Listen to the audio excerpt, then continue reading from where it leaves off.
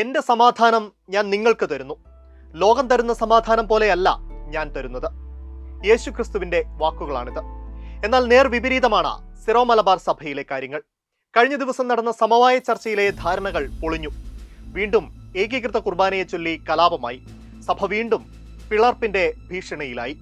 കലാപം മറ്റു രൂപതകളിലേക്കും വ്യാപിച്ചു. എന്താണ് ഇങ്ങനെ കാര്യങ്ങൾ തലകീഴ്മറിയാൻ കാരണം?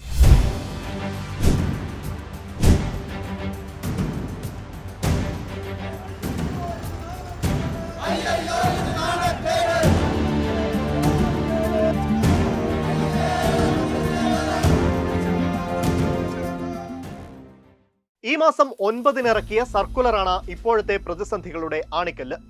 എറണാകുളം അങ്കമാലി അതിരൂപതയിലെ വൈദികർ ജൂലൈ 4 ശേഷം ജനാഭിമുഖ കുർബാന ചൊല്ലിയാൽ മുടക്കുമെന്നതാണ് സർക്കുലറിലെ കാതൽ. അതോടെ തർക്കമായി, പിളർപ്പെന്ന ഭീഷണിയായി. ഒടുവിൽ സമവായ ചർച്ചയായി.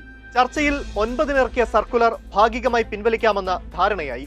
എന്നാൽ സിനഡിന് ശേഷം വന്ന പുതിയ സർക്കുലറിൽ പറയുന്നത് 9 സർക്കുലർ നിലനിൽക്കുമെന്നാണ്. ഇതോടെ വഞ്ചിക്കപ്പെട്ടു എന്ന ക്ഷോഭത്തിലായി എറണാകുളം അങ്കമാലി അതിരൂപതയിലെ വൈദികർ. ഈ മാസം 19 രാത്രി ചേർന്ന ഓൺലൈൻ ലോകത്തിലെ തീരുമാനങ്ങളല്ല പ്രഖ്യാപനമായി പുറത്തുവന്നതെന്നാണ് വിമത വിഭാഗത്തിന്റെ വാദം. ഇതോടെ വിമത വിഭാഗവും നിലപാട് കടുപ്പിക്കുകയാണ്. 9 സർക്കുലർ പിൻവലിക്കും വരെ പുതിയ സർക്കുലർ മാനിക്കില്ല. ജനാഭിമുഖ കുർബാന തുടരും. ഞായറാഴ്ച ഏതെങ്കിലും കുർബാന ഏകീകൃത മാതൃകയിൽ ചെയ്യാമെന്ന ധാരണ വൈദികരും പാലിക്കില്ല. ഇതിന് ഔദ്യോഗിക നേതൃത്വം പറയുന്ന വിശദീകരണം ഇതാണ്: 9 സർക്കുലർ വത്തിക്കാനിലെ ഉന്നതതല ആലോചനാ സമിതി അംഗീകരിച്ചതാണ്. അത് പിൻവലിക്കാൻ പറ്റില്ല. ഭേദഗതി ചെയ്യാനോ മരവിപ്പിക്കാനോ മാത്രമേ സാധിക്കൂ. ഇതൊഴികെ മറ്റെല്ലാ നിബന്ധനകളും സിനഡ് അംഗീകരിച്ചല്ലോ എന്നും ആർച്ച് ബിഷപ്പ് റാഫേൽ തട്ടിൽ ചോദിക്കുന്നു. എന്നാൽ വിമതർ ഒരു പടി കൂടി കടന്ന പള്ളികളുടെയും സ്ഥാപനങ്ങളുടെയും ഉടമസ്ഥാവകാശം ഉറപ്പിക്കാനുള്ള നീക്കത്തിലാണ്. ഇതോടെ ജൂലൈ 3 ശേഷം തെരുവ് യുദ്ധം ഉറപ്പായി.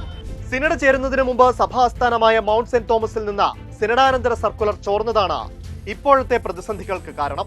ഇക്കാര്യത്തിൽ വത്തിക്കാനും കടുത്ത അതൃപ്തിയുണ്ട്. വിമതരെ വീണ്ടും അനുനയിപ്പിക്കാൻ ചർച്ചകൾക്ക് നേതൃത്വം നൽകിയ എറണാകുളം അങ്കമാലി അതിരൂപത അംഗങ്ങളായ 6 മെത്രാൻമാർ രംഗത്തുണ്ട്.